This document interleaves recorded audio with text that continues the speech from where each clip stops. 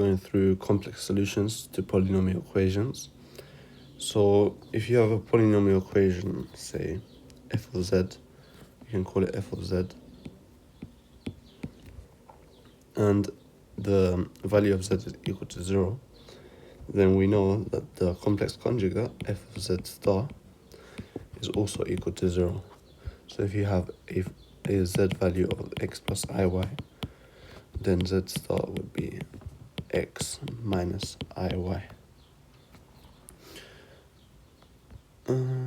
Okay, let's move on. So say we have a polynomial equation f of x equal to x cubed plus x squared plus x plus 21, which is equal to 0.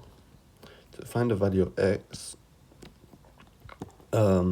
if they give us that one of the x values, so one of the x values could be 1 minus I root 6, and there would be 2 more x values to find because it's a cubic. So the other x value has to be 1 plus I root 6, because this is the complex conjugate of the other root. Now, all we have to do is find an equation of both roots. So say an equation like this: x minus 1 minus I root 6. We can assume this equals to 0 because when you substitute in the equation, it will be equal to 0 into this equation. And we have another equation, x. So this is from here, and this was from here. X minus 1 plus I root 6 is equal to 0. And now if we multiply these two, we will get another function which is also equal to 0. So let's multiply them.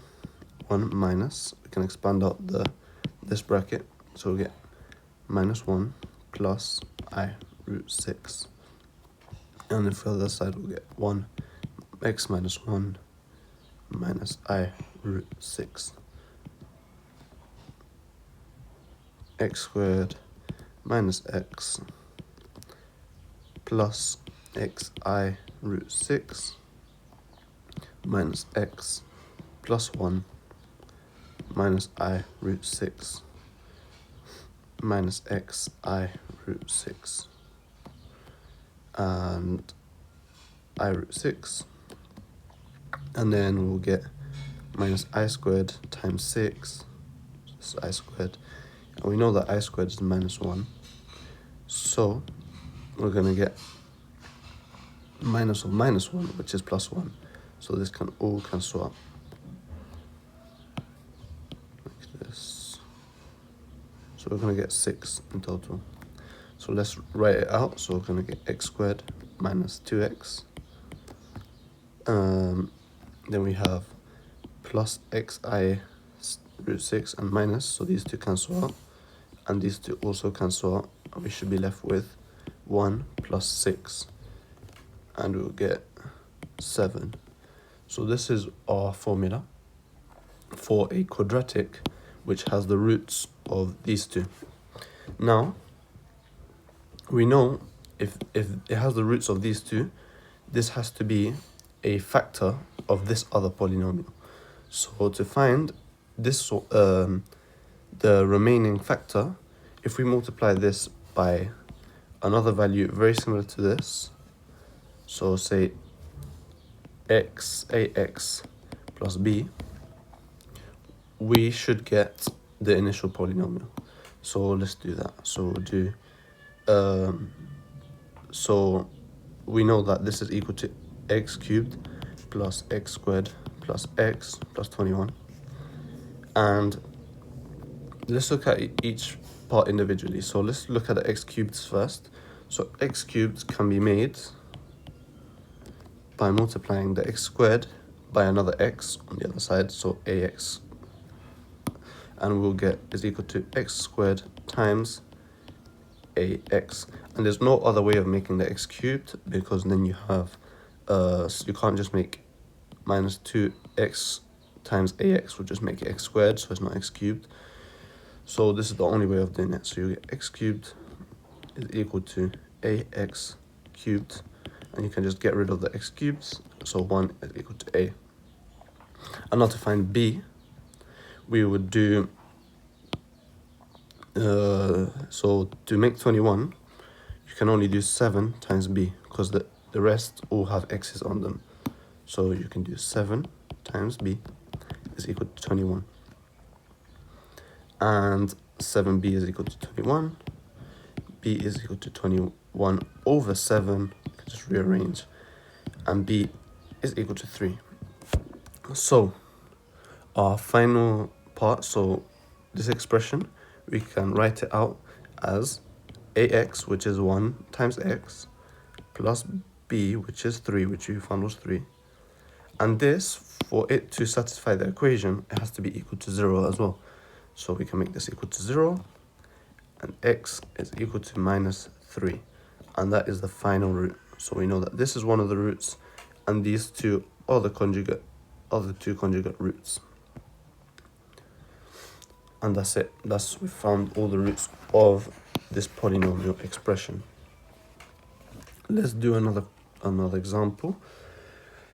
So say we have a polynomial that looks something like this: x to the power 4 plus bx cubed plus cx squared plus d plus dx plus e. And we know that it has roots 3i and it has roots 5 minus I. To find this, the rest of the roots, to find the values of the real numbers here, we can know, because we have these two roots already, we can know that the other two roots, because we have to the power of 4, there's going to have to be 4 roots in total. So, and it's the same for to the power of 3 and to the power of 2. So if it's quadratic, you get 2 roots. If you have cubic, you get 3 roots like we got here. And a quartic is 4, to the power of 5 is 5, etc. So the other two roots would be minus 3i, because that's the complex conjugate of the 3i, and 5 plus I. And these are all the roots. So now what we can do is do very similar to what we did before. In this case, writing up the equation like this. So we just multiply them all out like this. So x minus 3i, x plus 3i, from doing a minus minus, because we're all making these equal to x. These are all equal to x. And then we're rearranging to make the subject 0. So plus 2i, and then we're doing x minus 5 plus I, and then x minus 5 minus I.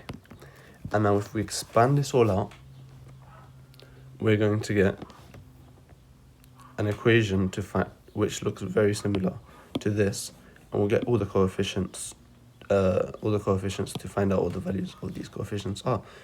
So we can do x minus 3i, x plus 3i, multiply each one, x squared minus 3ix plus 3ix plus, so minus 9i squared, which is equal to 9. So 9. And this, because these two cancel out, we can just get left with x squared plus 9. And then if we multiply out these two brackets, we're going to get x minus 5 plus I, x minus 5 minus I. Let's multiply each one out. X squared minus 5x plus ix minus 5x plus 25 minus 5i minus xi minus 5i, and then I times minus I, which would be minus I squared, which just turns into a 1 because minus I squared is minus 1. So minus minus 1, this is because this is I squared, which is equal to 1. We wrote this out. So now we have another expression. So we can take this term will cancel out with this term, and this term will cancel out with this one. So we're going to get an expression which looks like 2x, x squared, minus 5 plus 5, which equals 10, 10x from these two, plus 25 plus 1, which we can rewrite as 26. So actually, let me just rub this out and write it as 26. And now all we have to do is multiply these two expressions together.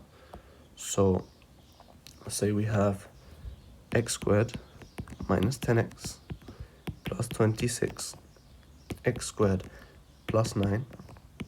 Now let's multiply these out. I'm going to get x to the power 4 here, minus 10x to the power 3, plus 26x squared, plus 9x squared, minus 9tx, and then 9 times 26 is equal to 234. And now we have an expression like this, so we can just expand this out. X to the power 4, the x to the 3 term is just this 10 to the power 3 minus 10 to the x to the power 3, and then the x squared terms over here, we'll just add them. So we'll get 26 plus 9, which is 35, x squared, and then we only have one x term, so 90x, and then plus 2, 3, 4. And now these are all the coefficients of the initial equation down here. So we know that b is equal to, so we had a minus b, so b is equal to 10, and c is equal to 35, d is equal to minus 90, and e is equal to 234. And that's it. Thanks for watching.